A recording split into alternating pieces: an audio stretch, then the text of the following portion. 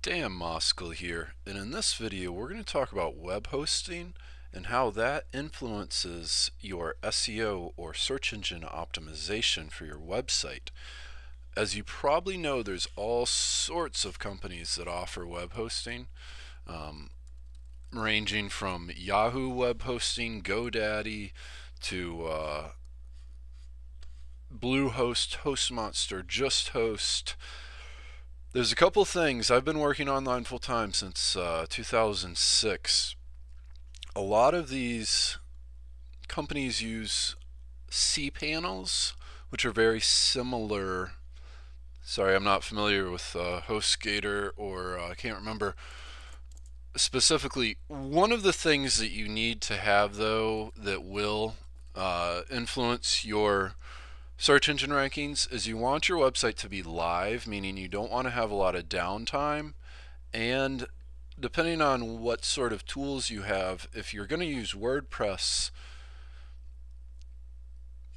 so there's going to be like a demo you can usually watch, but many of them, their control panel, it's also called the cPanel, is exactly the same. Yahoo has a different one, GoDaddy has a different one, and let me make one quick mention. Yahoo may have changed theirs, but I used theirs for many years simply because I had a Yahoo email address, and it made it easy.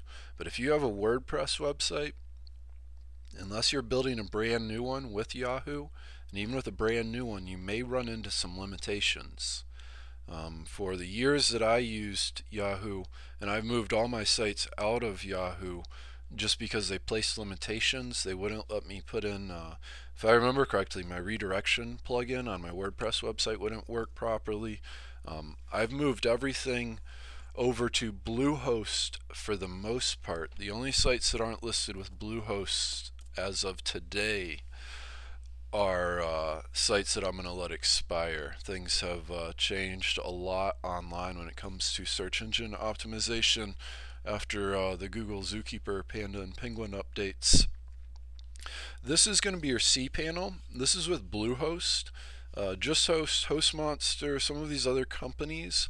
PalWeb's another big one. Are companies that will have a cPanel that looks just like this.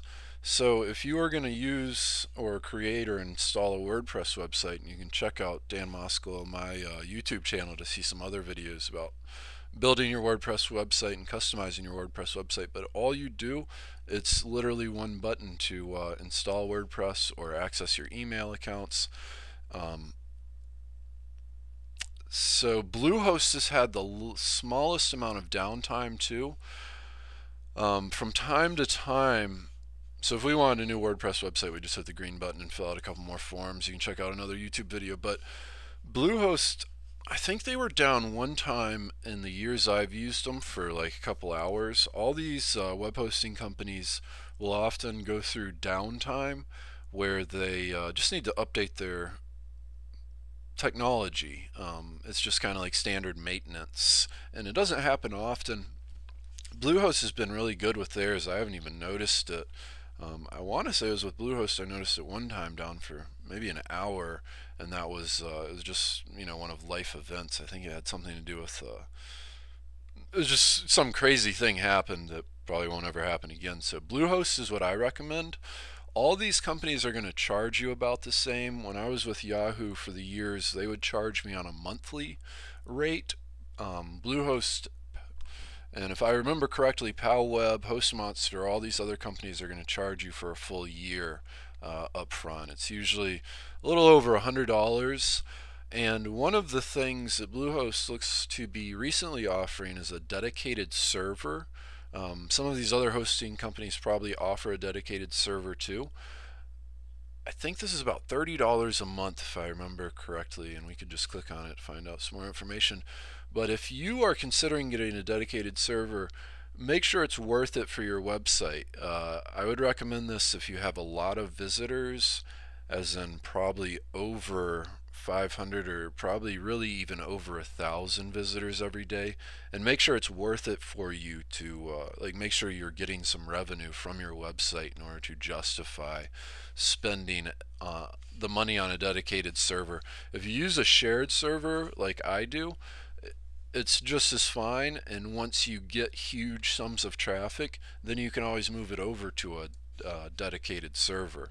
Dedicated server is just a little bit more expensive, and that's kind of like the super duper corporate websites that have thousands of web pages and millions of daily visitors. So for more free tips, go visit Dan Moskal University. This is Dan Moskal. You can grab a copy of our book, How to Create a Website Easy Button, over at Amazon. It's also available in the Kindle.